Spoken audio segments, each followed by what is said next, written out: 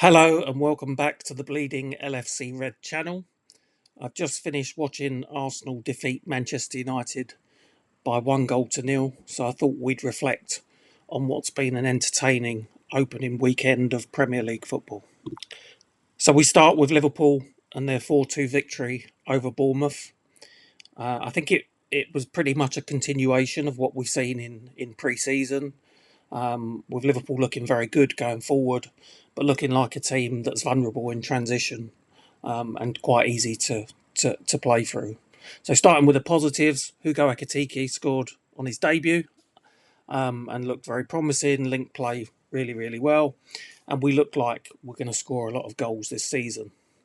As I said, on the negative side, we were very easy to play through, and it was quite predictable that as soon as we lost the ball on the edge of our box, Bournemouth were able to break twice in transition, and take two very good opportunities. So there's things to work on. The next game is Monday week when they face Newcastle at St James's Park.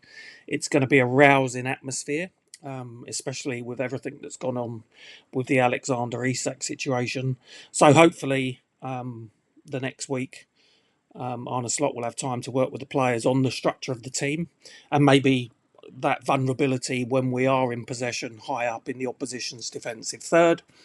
And I also think the return of Ryan Gravenberch, who was missing against Crystal Palace at Wembley in the Community Shield and against Bournemouth on Friday, him coming in back alongside Alexis McAllister will be key.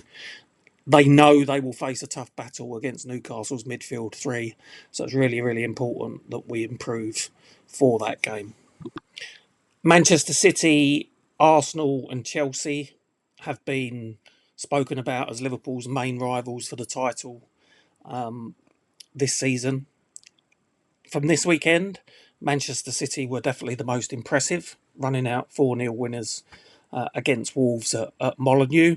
Wolves did have a couple of early chances, but as soon as City got in front, they looked good. They looked slick on the ball. Tejedi Reinders was outstanding, scoring and assisting, and he looks a real player. Big bonus that Oscar Bob is also back for them. So they impressed. Erling Haaland, 2 goals, 4-0 victory away from home. You can't knock that.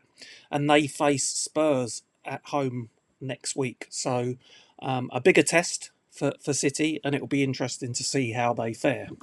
Moving on to Chelsea, they're probably the losers from this weekend because Liverpool, Man City, and Arsenal all picked up 3 points. Chelsea versus Crystal Palace was quite a bland game. It ended up 0-0. Palace played their part and could quite easily have been in front, 1-0 when Eberechi Eze scored a free kick, but I think it was rightfully disallowed based on this rule that attacking players can't be within a metre of the defensive wall on set pieces. Chelsea huffed and puffed late on, but didn't really show that much quality, and I think Palace were well worthy of their point. So a fair result, and probably disappointing for the Chelsea fans. They travel to the London Stadium next week to face West Ham, who look like they're in a position where they're going to struggle this season. A really disappointing 3-0 defeat for them against newly promoted Sunderland was a horrific start to the season. So Chelsea will be looking to get back to winning ways next week. Then the game I've just watched, Arsenal beating Manchester United by 1-0. It was really a tale of 2 goalkeepers. Manchester United's goalkeeper, Boendia, made the mistake palming the ball onto Calafiore's head in the first half to score the solitary goal, whereas David Raya pulled off one outstanding save from Matheus Cunha and a couple of other decent saves as well to give Arsenal a clean sheet. It's debatable as to whether United should have had a penalty in the 89th minute when Saliba appeared to go through the back of Matheus Cunha. But again, I would say that United probably deserved to get something out of the game. But probably the biggest positive for Arsenal is they showed a lot of resilience and they've come out of this weekend with a clean sheet. So a victory at Old Trafford with a clean sheet. You're never going to argue with that too much, despite the fact that their performance was not that impressive.